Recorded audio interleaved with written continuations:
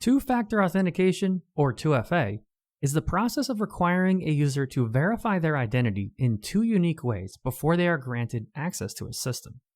2FA extends this paradigm by adding an additional step to the authentication process, typically requiring the user to enter a one-time token that is dynamically generated and delivered through a method that only the user can access, be it Google Authenticator, SMS, and many other options. 2FA protects against phishing, social engineering, and password brute force attacks and is a vital part of most secure authentication systems. Before we start, let's install a few required dependencies that we'll need before going forward. OTP-lib is a JavaScript one-time password, or OTP library, for one-time password generation and verification. It's compatible with the Google Authenticator application that we'll use in this lesson. The QR code package is a QR code 2D barcode generator. We'll be continuing ahead as we already have these installed, but if you're following along, just pause the video and come back when everything's finished. With everything installed, let's generate an OTP authentication service using the Nest.js CLI, where we'll store most of our OTP business logic. Before we start implementing our service, let's open up our .env file and declare a new environment variable there called tfa_app_name. In this variable, we'll store the two-factor auth application name, and we'll just call ours auth-playground, but feel free to name it whatever you'd like. Now, onto our service. Let's start things off by injecting two dependencies in our constructor.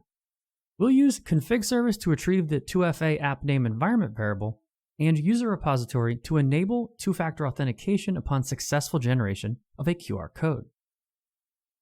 Alright, so first, let's declare a generate secret method. Each user must have a unique secret key, so inside this method, let's generate one using the OTP-lib library. Let's make sure we import the authenticator object from the OTP-lib package and call the generate secret method on it. Next up, let's first retrieve the application name using the config service.getOrThrow method and then generate a URI using the authenticator key URI method. And lastly, let's return both the URI and secret from this method. Also, we'll need a method that verifies user-provided code or token from the authentication application, in our case, Google Authenticator. So let's define the verify code method, which also uses authenticator from OTP-lib, and this time calling the verified method on it. Before we move further, let's navigate to our user entity and add two columns here that we'll need for our two-factor needs. First, we need a column that determines whether two-factor authentication has been enabled for a given user. Let's make sure to set the default to false. For the second column, let's create a column named TFA secret, which we'll use to store a user's two-factor authentication secret. With all that set up, back to our OTP authentication service, let's add the last method we need there, which enables two-factor authentication for a given user. Note that we left a comment here that ideally, we would want to encrypt the secret instead of storing it in plain text. But also note that we wouldn't be able to use hashing here, as the original secret is required to verify the user's provided code. Alright, with this service in place and ready to be used, let's navigate to the authentication controller and add a new endpoint there so we can access everything. This endpoint will return a user-specific QR code to be scanned by the user's authenticator application. To achieve this, we'll need to access the native Express.js response object via the res decorator. Also note that this method is annotated with the auth decorator, turning on bearer authentication for this endpoint, as other routes registered in this controller are public by default. Inside this method, let's first generate the secret for the active user using the generate secret method we created just a moment ago.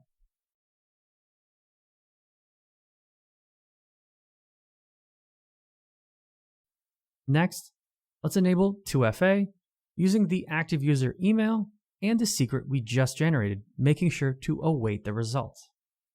And lastly, let's set the response type to PNG, as we'll be returning a QR code image and return the generated QR code back to the user.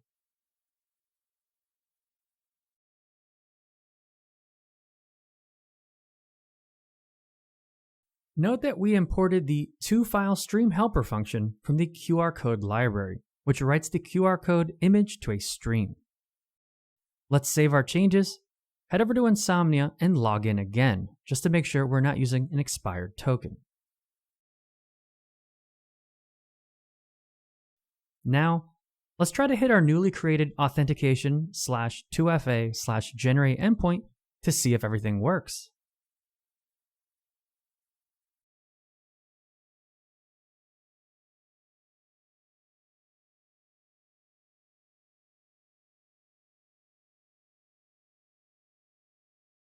And excellent! We can see we got that QR code image back in the response. And we can now scan our QR code with our Google Authenticator application on our mobile device. Alright, so with our QR code generated, we need to update the sign-in flow now to require a user to pass the TOTP, or time-based one-time password, in this case our Google Authenticator code, alongside their email and password. Let's navigate to the sign-in DTO class and add a new field there named TFA code of type string. We'll flag it as optional, as it's required only for users that have 2FA turned on. Now let's open up our authentication service and inject the OTP authentication service, as we'll need it for validating tokens. Let's scroll down to the sign-in method, and just before we generate access and refresh tokens, let's add a new condition, checking if TFA is enabled for the given user. And if so, let's verify the code and throw in an exception if it's invalid. Great! Let's make sure we save our changes, head over to Insomnia, and try to log in one more time. Since our user has 2FA enabled, since we generated a QR code by hitting the 2FA/generate endpoint, we received an error, invalid 2FA code, just as we should expect. So let's update our request body and pass the appropriate TFA code that you can retrieve from your Google Authenticator application on your mobile device. Note this will of course be different than what we're entering here at the very moment of this recording. If we hit send, you'll see that we successfully logged in.